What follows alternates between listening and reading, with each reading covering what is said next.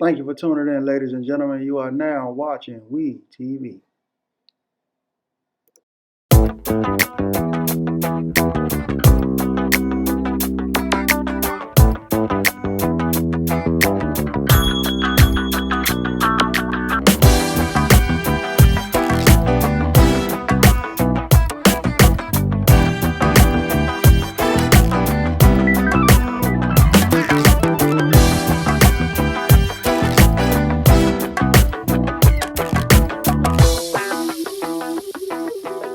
All right. Here we go, my people. I'd like to thank my special guest here in the studio today, brother named Will, aka LA. Welcome to WEETV, Mr. Will. What's up, my brother? aka LA. Welcome to WEETV. How you doing today, my brother? Man, I'm holding. Okay, man. Here on WEETV, we do a lot of raw and uncut footage. And we don't have no restrictions, so we unfiltered, right? And I want you to be able to relax, be yourself, and let the people have, what we're going to try to give them here on WEETV. All right, so, where did you grow up, Will? How was your upbringing? And give me a little bit of information on, where did you grow up? So I grew up in Los Angeles, California. Grew up in the 80s. My mother, she wasn't stable. She was out there in the streets, doing her thing. She was what we would call a night walker. I'm very transparent and grateful for my story, and I embrace every good thing and every bad thing. So I try to keep it 100 and tell the truth about it. So she was out there in the streets, and I was out there trying to figure it out. So yeah. But did you have both parents in your life? Nah, man. My father, he was doing his thing. He was in and out of my life, so he come in and go out, and kind of wish he would have stayed out more than he stayed in. But yeah, but my mom, she tried to hold it down as much as she could. Okay. So what was your childhood like? Meaning, your junior high, high school, and how was that? So I'm a product of the system.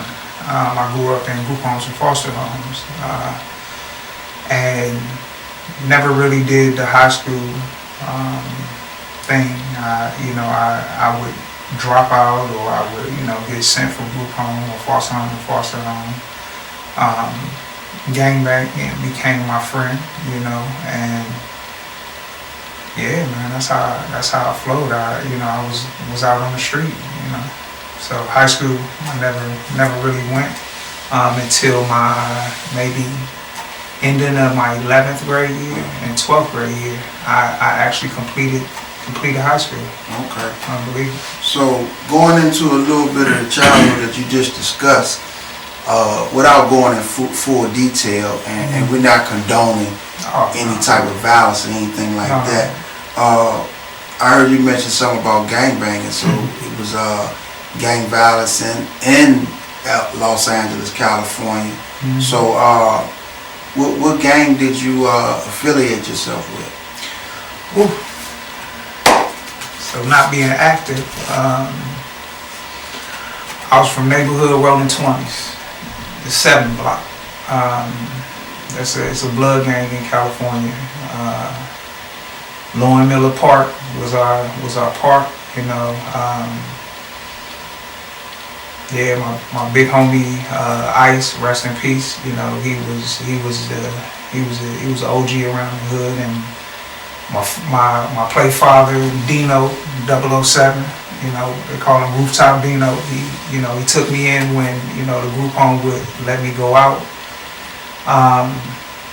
It's just a code. It's a code of love. It's a code of protection. And sometimes you get your hands dirty when you got to do what you got to do. Okay. Well, I know, like you said, you're not active at all, and that was your past. Most definitely. as a young male, African American male coming up. So as a young adult, can you describe your persona now? Like what type of man did you actually grow up to be? So having a lot of broken pieces in life, trying to put them together to I always say that if I had a picture of a father, I would have I would have my father's face, and I would have the body would be different faces of other men that poured into my life, and the same for my mother. So now, putting the pieces together at 40, I'm a lot better off than I was, and I'm in the process of listening more than I talk. I've been fortunate to be around some real good brothers to pour into me. I'm actually trying to push my businesses and just staying focused with that kind of stuff and raising my sons up, to be men. So would you say you're a stand-up individual? Yeah, I mean, what you see is what you get. I never hide myself from nobody. And if anybody know me as you do, I've been who I've been since you met me. Right. So yeah. No changing, no wavering. Yeah, you've been the same, like you said, since I met you. So what motivates you as an adult male? Helping people.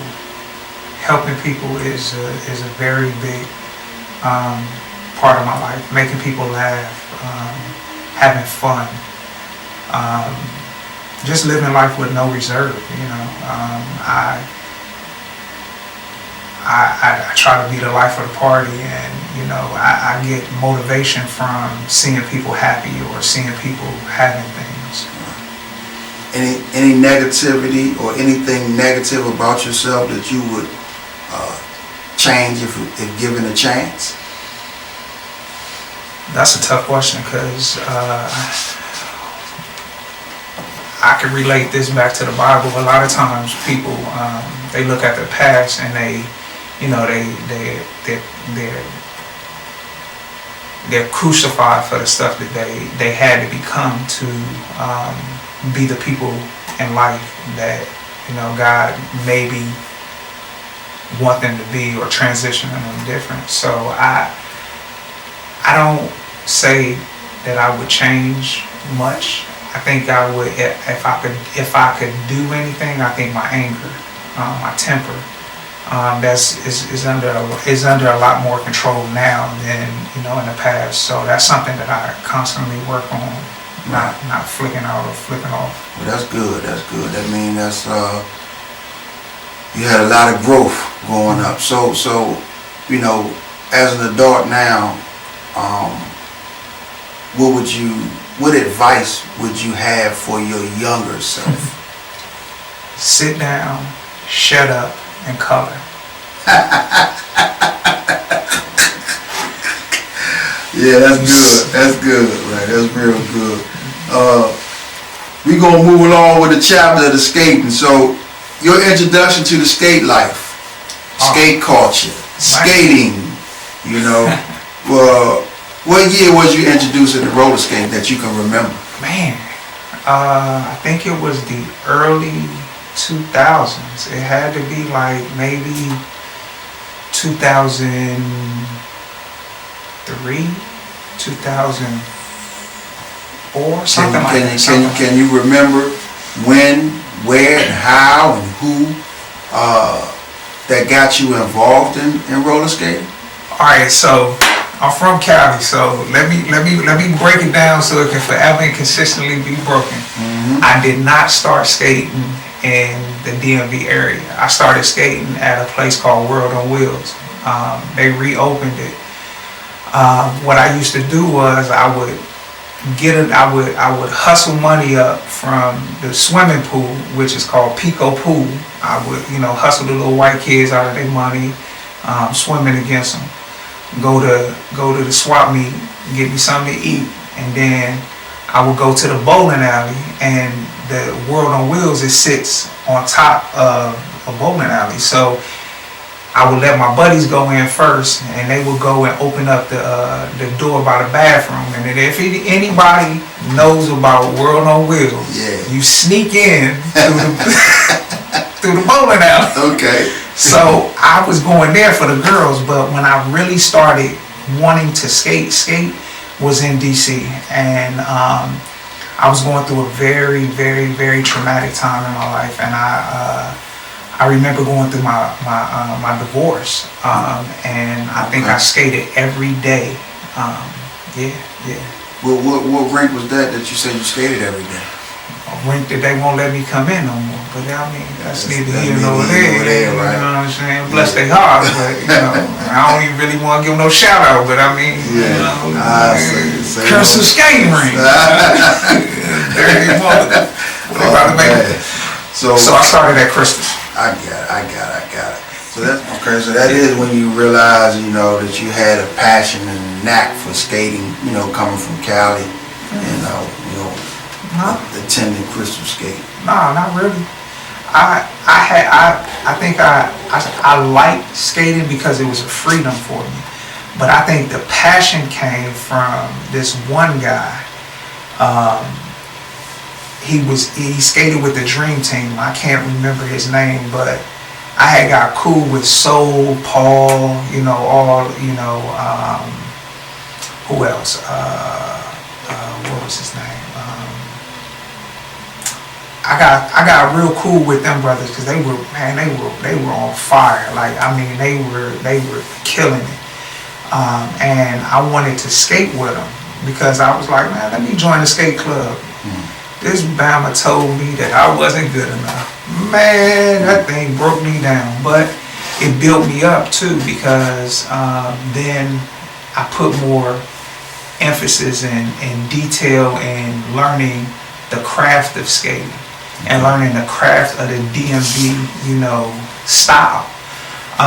And was fortunate to get with some good brothers, and you know, you yourself, you know, I can remember the cursings out. You cursed me out a lot, but yeah. So that is that how you would describe your style of skating? You have the actual DMV skate style. Yeah, DMV is my foundation. Is the foundation of what I do. You know, it's something that you told me that was so key and helping me to understand was that I had to listen to the music and listen to the music consistently. No matter how many times Charles or his brother Willie, and you know, I would see them skate, and Rob, and I remember when Lil Wallace was a kid. You know, no matter how much I followed them dudes, and you know, I had to have that flow, and so listening to the music really got me into that flow of learning about learning how to skate. Okay. So the music that you referring to, I asked you to make sure, you know, that's what you listening to. Was it more of a fast-paced song, or just a moderate, you know, collaboration with beats? Not at all, man. It was the old school. It was James Brown, the Big Payback. Uncle Norman, he has a set that he plays, and you know, Soul got a set that he plays, and you know, just different people, man. It's so smooth until you don't need to add to it or take away from it. It just is what it is, you know. So would you be able to describe roller skating in the early 2000s, like compared to now in 2020? What you think, if there is any difference in the early 2000s? That's funny. I would say it's evolving, and these young dudes out here and these young ladies out here, they are killing it, and they're doing it without restriction. They're doing it without precedence. They're, they've taken the style and created their own style out of the style. The only thing that I would say is, snapping is one thing, but learning how to snap the foundation, getting a solid foundation and building off of that. Right. I would just say that the foundations, I refer back to you, Tim, Rennie, Lil Ronald, Putt. I mean, these dudes, it's a flow, and Putt don't even skate DMV style no more, but it's just the flow when he does, what I'm saying is, yeah. So, Snap City events that happen in August, for the last several years, what type of vibe you get when, it's Snap City time? First of all, I want to say big ups to my brother Day Day, the mayor of the DMV. You know what I'm saying? He's a good dude. I say that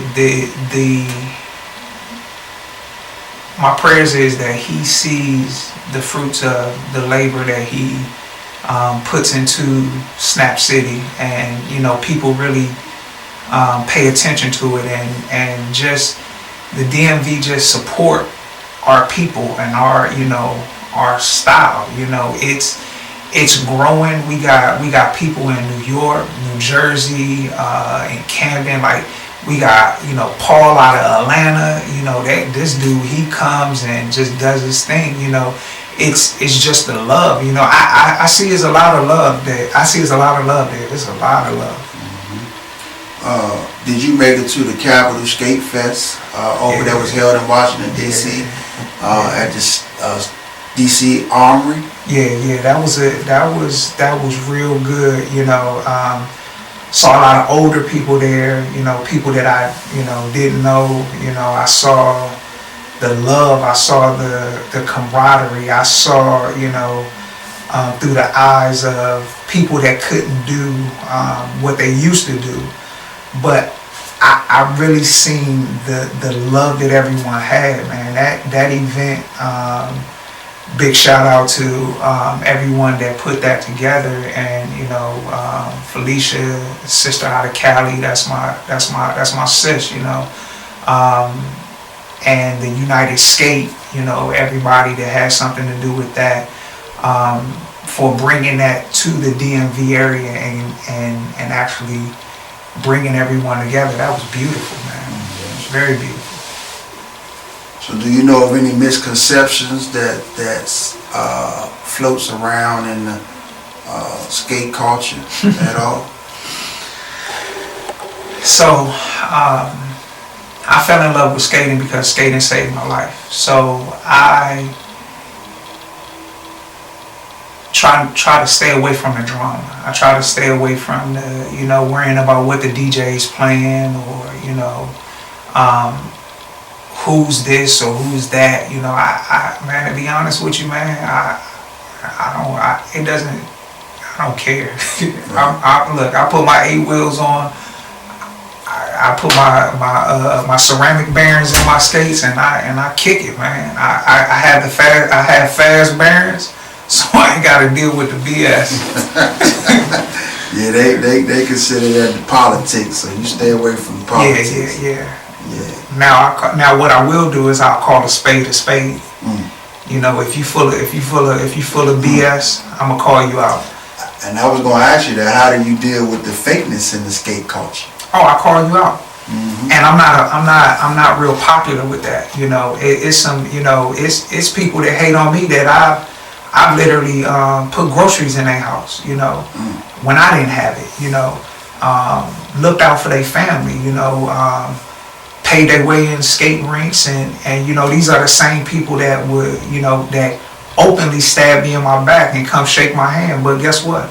The Bible talks about how can you love me whom you never seen, and can't can't deal with your brother that you see every day. And I'm paraphrasing, but you know, I'm gonna be me regardless of what you done to me. You know what I mean? So you know, I pray for them people, man. So yeah, man. So I deal with it straight on. I go straight at it. You know. Yeah. Right. So I would consider you an elder of the skating rink. You know, that's an just honor. Yeah, that's an just honor. me. Wow. And the reason being because I know it's younger cats that's, you know, like you said, that's, you know, coming behind us. Yeah. And you as well. What, if anything, or how would you promote unity in the community? First of all, I would take I out of the conversation, because you know, in the skating rink, different cities, you know, it was Putt, Day, and I may be missing some people, Paul, you, Rennie, 10. It was a handful of people that literally took. I know for me, Putt and Day, I could speak for facts that we went all over. I mean, we were going everywhere. We were in everybody's skating rink, and we didn't care that they didn't play our music. But what I would say to that question is that the unity comes from not hating on somebody else, you know, not encourage people, you know. I started doing photography, you know, and me doing photography, guess what? I give reverence to B-Man. B-Man put a lot of people on the map. You wouldn't have known who people were if it wasn't for the pictures that he took.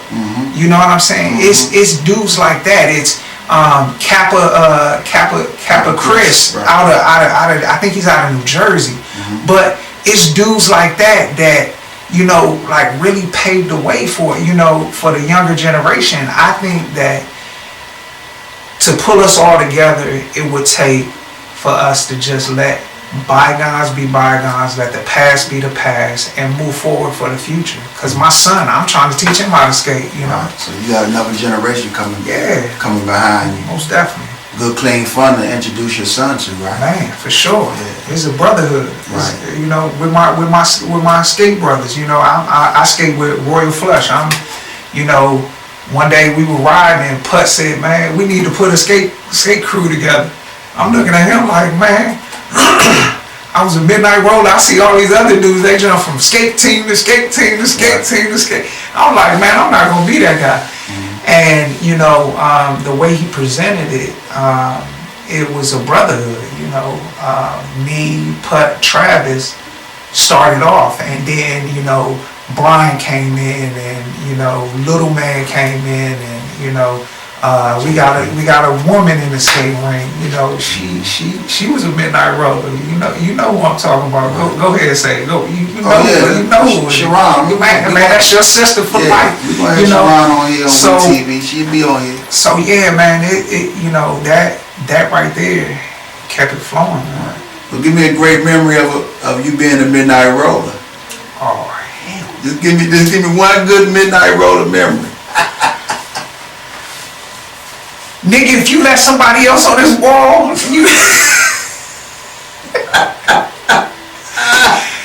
you ain't gonna never skate on the line again. Yeah. I don't want to say who said that. You know, they know who said that, and they laugh real good and they cuss me out consistently. But so when you say that statement, that means when you got a trio line or all male skate. And you got a line, and you probably at the tail end of the line. Man, you the caboose. You don't let nobody on that line. Let nobody pass you. Yeah, you let somebody pass you, man. You gonna have everybody looking back at you. Yeah. And I think this was in Rolling in the Carolinas. Good gracious, OB. That's a problem. Traffic jam. Give me a great memory as being a Royal Flush member. Oh man.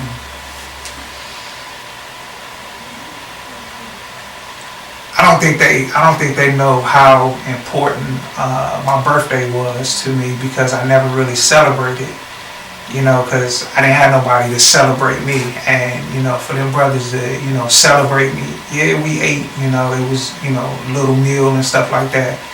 But just the, being able to lean on my brothers, you know, Brian, you know, B out of, you know, he's in I think he's in Chicago, or I'm not sure, but, you know, just to, you know, just to have that unity and have that, you know, brotherhood. I mean, I got a lot of memories with them brothers, a lot of memories. Okay. Especially Putt. Right. That's you know, you couldn't tell me that that's not my brother. That's my, you know, that's my ace in the hole, you know. It's your home. So outside of skating, your life, I mean, what do you do for entertainment, or what do you do if you want to speak on, you know, your career? Like, what's your trade, or, you know? Okay. So, I'm currently an engineer, a building engineer. I have a home improvement business. I have a photography business, and, you know, let's see, man. My career is, you know, just trying to grow, you know, more and more.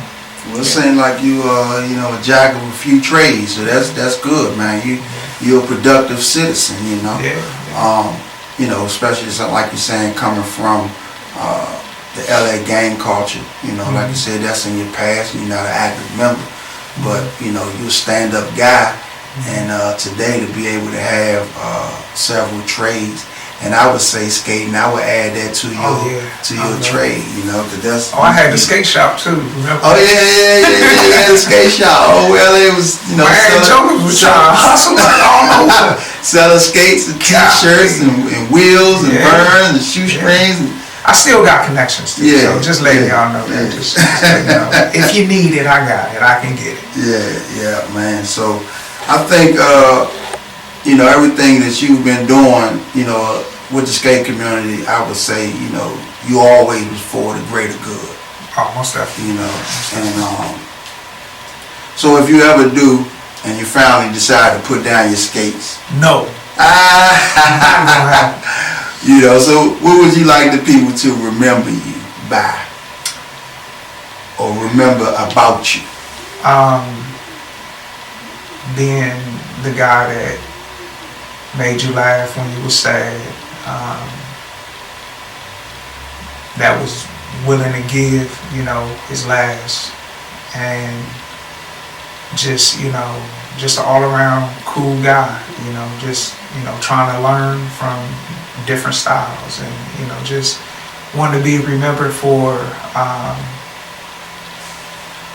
being a part of the movement to take Snap City around the U.S. You know, it was hard, but we were, you know, we were friendly, and, you know, Day and Pud and, you know, Travis even came out sometime, and, you know, we just took it to another level, you know, just being remembered for doing those things and just being a good guy, man. That's great. So, any social media handles that you want to shout out? Because I know, like you said, you got several businesses, and how would you, you know, want someone to contact you, even about your photography business? Well, my name is my name on Facebook. I have like 1,500 accounts. Please don't go to all of them, but I mean, I need you to go to all of them and maybe like me. But I am Will Sledge for Instagram. You can inbox me. What is it, DM? I don't know. I'm old, man. DM. I'm old. You can DM me. That don't even sound right, but I mean, hey, you can drop it in the link, you know, up top. You know, you can do that. I'll get back to you. But I do I take all kinds of pictures. You stand, I shoot. That's right. So this is WEETV, man, and thanks for coming out. man, thank you for having me, man, and hoping that this grows, man, and you know, just words of encouragement for you. No matter the negativity that comes from people saying that I did this, or you know, why are you doing this, or man, just go with what's in your heart, man, and you know, you get an opportunity to share and document something that, you know, Gerald and the older skaters, they have the Wednesday and dedication back to the old time skaters. This right here will be a legacy for years to come, like your son Chase and you know your other children, just to come up to know that, you know, my father was a part of something that made a stamp on the skate community. Not only what you do, but yeah, who you are. So, you know, just be encouraged with that. Oh man, thank you, man. Thanks for coming out here on WEETV. All right, we out. We been out.